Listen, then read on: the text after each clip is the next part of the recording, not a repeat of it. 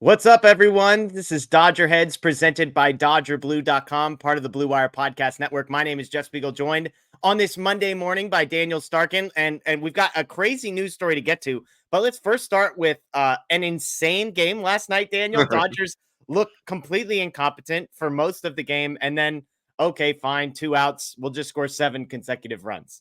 Yeah, it's just classic Dodgers to not do anything offensively for basically 3 full games, like be on the verge of losing a third straight game during an important, division race here, and then for them to just explode for 7 runs or whatever it was, 3 homers in a row. So great to see, obviously, but I think that kind of helped, get over some of the bad news from the weekend and some of the poor play. So I guess there was one positive to take away. And real quick on that, the decision to intentionally walk Shohei Ohtani to get to Mookie Betts, like, where do you stand on this, on how dumb of a decision that is, basically? I mean, look, I get it, just because there's no easy decision there. Like Yeah. I still think, like, if you give me the option, would you rather face Shohei or Mookie? I think I would agree that it's Mookie, but at the same time, to put that chip on his shoulder, we've seen it twice now in the last couple weeks, and Mookie has come through both times. So yeah, while it's not an easy decision, I'm glad to be on the Dodgers side of that and not an opposing team have to Yeah. decide, who to face between those two MVP caliber players. Yeah, and if you weren't able to watch Sunday's game, it all took place in the top of the ninth. Will Smith triples with 1 out. Andy Pages grounds out to the pitcher. And so in a 2-2 game with a runner at third and 1 out, every Dodgers fan is thinking the same thing. Good Lord, like, we're really going to strand this guy here. Then they decide to intentionally walk Shohei Ohtani with 2 outs, and this happens. Single by Mookie Betts, single by Freddie Freeman, an error by Kalenic in left field, Teoscar homer, Edmund homer, Muncy homer. And by the way, Will Smith missed a homer by about 3 inches. So they were 3 inches away from 4 home runs in the same inning. But again, the Dodgers definitely avoid the sweep, have the chance today to get to 2-2 with the Braves. But let's shift gears, Daniel, and talk about some of the, I wouldn't even say necessarily bad news, although it was more bizarre news to me. And that is the latest twists and turns in the Tyler Glasnow injury saga. Let me give you a refresher on how we got to this place. August 16th, Glasnow, the Dodgers star pitcher who obviously has battled elbow injuries throughout his career, but who the Dodgers traded for and gave a big contract to. August 16th, he goes on the injured list. And right from the get-go, it was bizarre because he came out and basically said, this isn't necessary. I feel fine. I don't know basically why they're putting me on the injured list. If it were up to me, I'd be pitching. So then they say, we're going to shut you down for a little bit. Then his throwing program is delayed even further because during his first throwing session, he has a setback. Late August, he starts to play catch. He begins the ramp up process to the point that they schedule a simulated game, start talking rehab appearances. And before he can even appear in the simulated game during his warmups, he cancels everything due to elbow discomfort. Now, that night, Dave Roberts comes out to the media and says, hey, the scans are promising. I joked with Matt. I said, give me 2 p.m. tomorrow when we get Glasnow is done for the season. Exactly what ends up happening. It's announced that he has a sprained elbow, likely to miss the entire season. And then, Daniel, is where the really bizarre happens. Bill Plunkett yesterday, talking to Dave Roberts, tweeted this out. After avoiding the media for 2 days, right-hander Tyler Glasnow's locker was cleared out Sunday. Even his nameplate was taken down. Roberts confirmed that Glasnow is not with the team. Quote, I know he flew out. I don't know where he flew to. Just a bizarre situation all the way around. So give me just, what's your thoughts, reactions on this whole entire 3-week stretch? I mean, obviously, super unfortunate for the Dodgers and for Glasnow personally. Like, this is a guy who we know how extensive the injury history is. So I would guess he's understandably frustrated right Yeah. now. He gets traded to his hometown team in the offseason, signs a new contract. Basically the ace of the staff, like, started on opening day. Like, expectations were high, and he was putting together a really, good season in the first half. And now here we are in crunch time, and he basically just found out that he's not going to be able to contribute. So Yeah.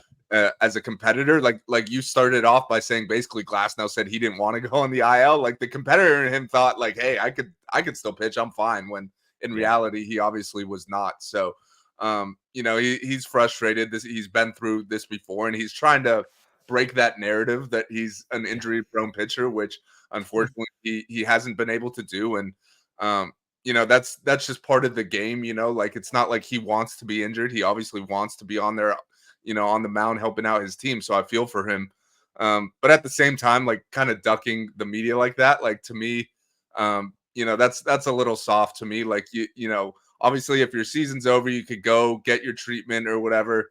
To me, a little weird that the Dodgers didn't even know where he went. He's away from the team, kind of similar to Walker Buehler early in the year when he just disappeared for a couple months or whatever. That's something we hadn't really seen in the past, and now we've seen it twice within like a 2-month span here. So a little weird, but yeah, he definitely should have spoke to the media, faced the music, as they like to say, and then gone about his business or whatever. But at the end of the day, I do feel for the guy just because I know he wants to be out there helping his team, and this is kind of the injury stuff keeps popping up again and again and again. So I get the frustration.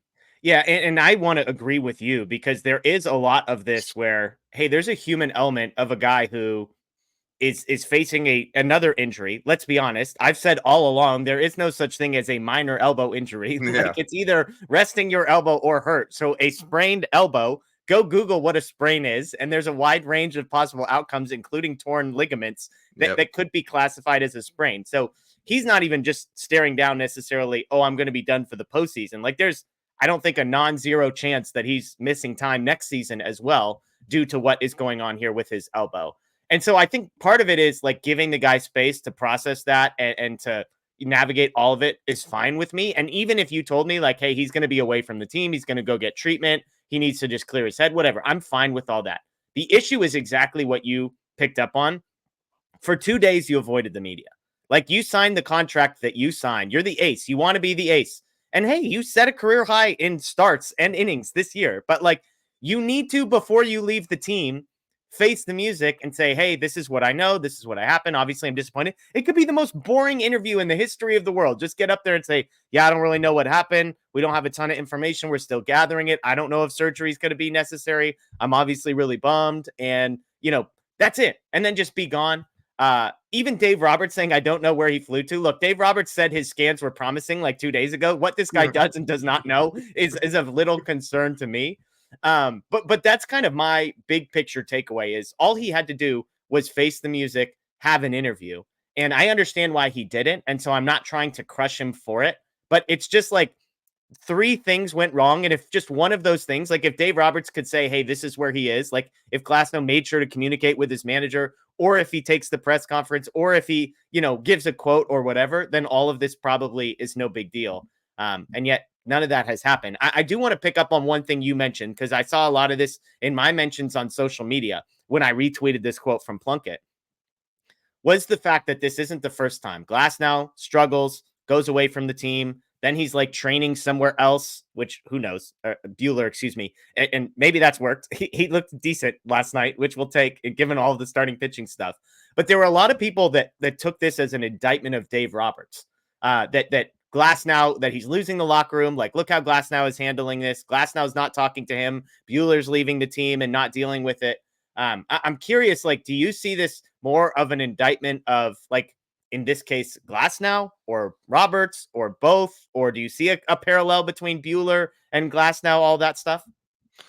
Yeah, I don't necessarily want to go that far just because we don't know what's going on behind closed doors. Like we don't know, what the last conversation between, Dave Roberts and Tyler Glasnow was, for example. But I do think this is not something we've seen in the past. Yeah. Like this is kind of a new thing that we've seen this year. And to be quite frank, like I don't think it's a good look. That's for sure. Like on anybody, like I don't think it's a good look for Glasnow. Like not, I guess, being there for his teammates. You could say, like, who knows? He might be back in a week and cheering them on in the dugout during the whole playoff run. And it was just a whole bunch of nothing, or he might be gone the whole time. And then it becomes, kind of an even bigger story going into the off season. So yeah, I don't think it's a great look for anyone. I'm not willing to go as far as to say like it's an indictment on Dave Roberts and he's a horrible manager and he's lost the locker room, just because we've seen him, hold that locker room together for a decade now. Like there's definitely been times where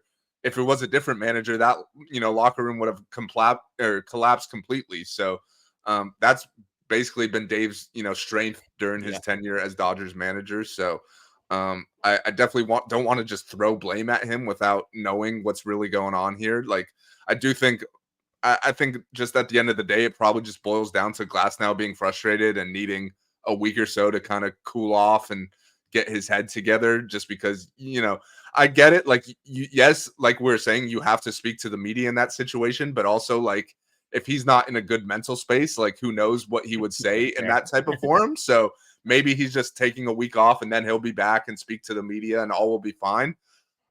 But until that happens, like I do think that it's not necessarily the best look for everybody. Yeah, I think for me, the Bueller one is a separate deal just because of everything Walker Bueller has gone through mentally, physically, where he was at. The idea that he needed to go clear his head, the idea that he was going to go work with, get an outside voice. Like, I actually didn't have any issue with that. And I don't think that was an indictment of anybody within the Dodgers as much as it was maybe an indictment of just where Bueller was at in his Yeah, career. And so I don't personally connect these two. If I want to fault Dave Roberts for anything, like we saying, hey, this isn't a good look, Dave could have had a quote here that was a lot better than yeah, I don't know where he went to. Like he could have easily let's just say the obvious. Dave Roberts doesn't always give us the exact truth and the total truth. Like this could have yeah, been a perfect opportunity for him to say like, "Oh yeah, he's figuring some stuff out. Like, yeah, we're hoping he's back with the team soon." Like that could have been totally untrue. It could have been partially true, but he kind of puts this whole thing to bed. So if there's one thing I want to nitpick, but I do agree with, like, I need more information on the Glasnow situation. Like, has Glasnow gone rogue? In which case, like, yeah, that's not really Dave Roberts' fault. Has Dave Roberts mishandled the situation and pissed Glasnow off some way, shape, or form? Has he spoken out of turn by giving this quote? Did he actually know where Glasnow was going, or did somebody tell him and he forgot? Like there's lots of possible scenarios, but I'm not ready to to shift blame to Dave Roberts because at the end of the day, right, all of this happens, and how does the game end on Sunday? The Dodgers score 7 runs in the 9th inning, so he hasn't lost the clubhouse. These guys haven't stopped caring. Bueller, it wasn't perfect, but it got the job done. 6 innings. Was it 1 earned run? I yeah, believe was his final line. 1,000,000 walks, a catcher's interference, an error. Like I get it, but like clearly these guys are still fighting, still competing. They beat the Braves and are able to sort of, right the ship after a couple losses in a row, fend off the Padres for a little while longer. So there's fortunately or unfortunately a lot of baseball left to play this season, and this is going to hang over them for a little while. But at some point, Daniel, the Dodgers just have to kind of strap up their boots and say like, all right, well, he's gone, and we're going to move forward with whoever's here. yeah. And look, they've kind of been doing that all season. Like we've seen guys in and out of the lineup, almost on a daily occurrence. So they've done a good job of managing that so far. And if you're gonna fault Dave Roberts for some things, you got to credit him for that, I guess. So like you said, like they did have a good bounce back performance yesterday. But yeah, we're in the stretch run now, middle of September, only a couple weeks of the regular season left, and then the postseason, of course. So there's not really time to think about the Yeah. clubhouse, what's going on there and such. Like they just got to go on the field and play their best at this point with who they got. Like Yeah. obviously the starting pitching is not in an ideal spot right now. Like Glasnow is just the latest to go down with Yeah.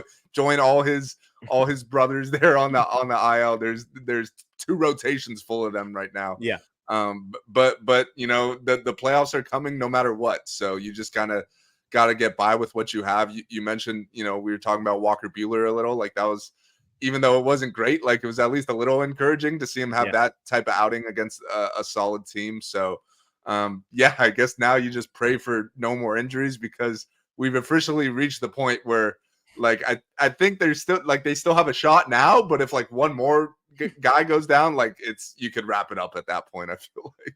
Yeah. Hey, the good news is if the Dodgers just have to go to multiple bullpen games in any playoff series, it'll just be Dave Roberts making 7 different Oh independent yeah. bullpen decisions 2 games in a row. And we've seen that work flawlessly in the past. So nothing to worry about here, Dodgers fans. Hey, that is Daniel Starkand. I am Jeff Spiegel. As always, we appreciate you joining us here. Be sure to subscribe, ring the notification bell, live content 5-6 days a week here on Dodger Blue 1958. Check out DodgerBlue.com for the latest on Tyler Glasnow, Clayton Kershaw, Gavin Stone. And of course, if you're a podcast person, check us out, Apple, Spotify, Google, search for the Dodger Heads podcast. Enjoy the rest of your day. As always, go Dodgers.